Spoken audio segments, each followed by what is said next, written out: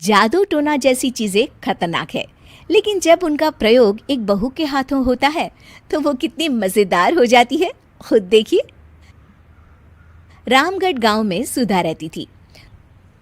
सुधा की सास उससे बड़ा काम कराती, तो पति ऐसा जो ना कभी घुमाने ले जाता और ना ही कभी कोई तोहफा लाता।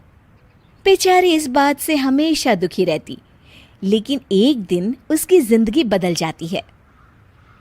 अरे सुधा, सारा दिन न जाने क्या क्या सपने देखती रहती है। जाकर कुछ बढ़िया सा खाना बना कर ले आ।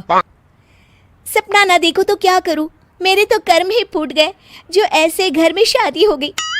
इससे अच्छा तो माँ जी कोई फुल टाइम मेड ही रख लेते। ओहो, बढ़िया ही फुल टाइम मेड रखने वाली।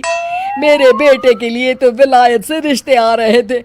वो तो तेरे पापा ने तेरी इतनी झूठी तारीफ कर दी कि हमारा तो मन ही पिघल गया। अच्छा, विदेश से रिश्ते? वाह माँ जी वाह।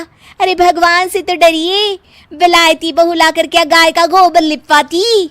बहू बहू होती है, ना वो देशी होती है ना विलायती। बहू का काम सिर्फ सास की सेवा और घर का काम होता है। और सुन, तुझे मैं क्यों बताऊं कि मैं क्या करती? जाकर घर का काम कर। सुधा मन महसूस कर वहां से चली जाती है। शाम को सुधा का पति जल्दी घर आता है, जिसे देख सुधा खुश हो जाती है। जी, आ गए आप? जरूर मुझे कहीं घुमाने ले जाने का प्लान होगा आपका। सब समझती हूँ मैं। अरे नहीं भाग्यवान, घूमना क्या है, बस आज जल्दी बस मिल गई तो घर जल्दी पहुंच गया। अच्छा सुनो, जरा आज शाम की चाय के साथ पकोड़े भी तल लेना, बड़ा मन कर रहा है। सुधा पति की बात सुनकर पैर पटकती हुई किचन में चली जाती है। वो काम करते करते खिड़की के बाहर देखती है कि तभी उसे एक चमकीली सी कॉपी दिखाई देती है। वो खिड़की से उस कॉपी को उठा लेती है और उसे खोल कर देखती है तो उसमें सुनहरे अक्षरों में लिखा होता है, जादुई किताब, इस पर जो लिखो वो सच होता है। सुधा उस किताब को देखकर खुश हो जाती है और जल्दी से पास रखी पेंसिल उठाकर उसमें लिख देती है, मेरी सास सारा काम कर दे। तभी उसकी सास किचन में आ जाती है और कहती है, अरे बहू, सारा दिन लगी रहती है काम में, अब जाकर आराम कर ले। मैं तेरे लिए चाय और गर्मा गर्म पकोड़े लेकर आती हूँ। सुधा ये देखकर हैरान हो जाती है और कॉपी लेकर कमरे में आ जाती है। तभी वो देखती है कि उसका पति आराम से बैठकर किताब पढ़ रहा होता है। सुधा झट से कॉपी निकालकर उसमें लिखती है, मेरा पति मुझे घुमाने ले जाए। बस फिर क्या था, सुधा का पति किताब बगल में रख देता है और उससे कहता है, बहुत दिन हो गए हम कहीं घूमने नहीं गए ना, चलो कल मैं ऑफिस से छुट्टी ले लेता हूँ। सुधा ये सुनकर खुश हो जाती है कि तभी उसकी सास हाथ में चाय और पकोड़े लेकर खड़ी हो जाती है। चलो बहू, कुछ खा लो। अरे किस्मत वाले हैं हम जो हमें तू मिली, वरना मेरे बेटे की शादी कहीं तय ही नहीं हो रही थी। कोई लड़की इस घर में शादी नहीं करना चाहती थी। ले बहू, खा ले।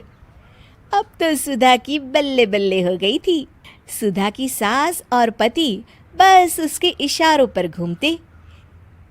एक दिन सुधा को सास का हार पसंद आ जाता है। वो सास से कहती है, माँ जी कितना खूबसूरत हार है, क्या ये हार आप मुझे दे देंगी? ओए होए, बढ़िया ही, मुझे दे देगी?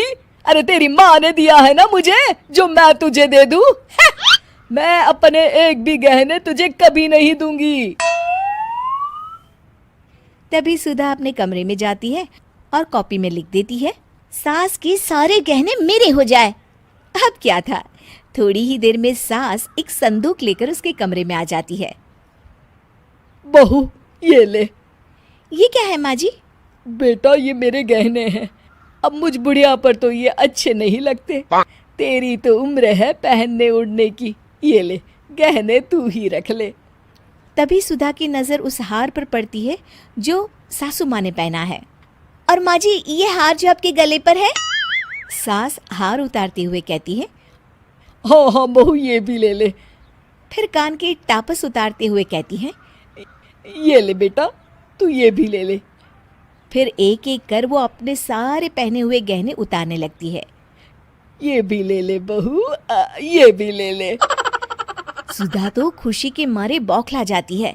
हाँ हाँ, लाइए लाइए, लाइए लाइए। तभी सुधा का पति उसके पीछे आकर खड़ा हो जाता है और जोर से चिल्लाता है, अरे सुधा, क्या हुआ? क्या लाइए लाइए कर रही हो? अरे जरा कढ़ाई में तो देख लो, सारे के सारे पकोड़े जल गए।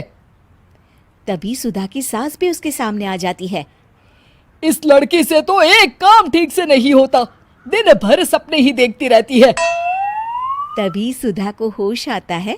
वो खिड़की के बाहर देखती है जहां उसे कुछ दिखाई नहीं देता। दरअसल जादुई वादुई कुछ नहीं था, वो सिर्फ एक काल्पनिक सपना था जो सुधा अपनी जिंदगी से तंग आकर देख रही।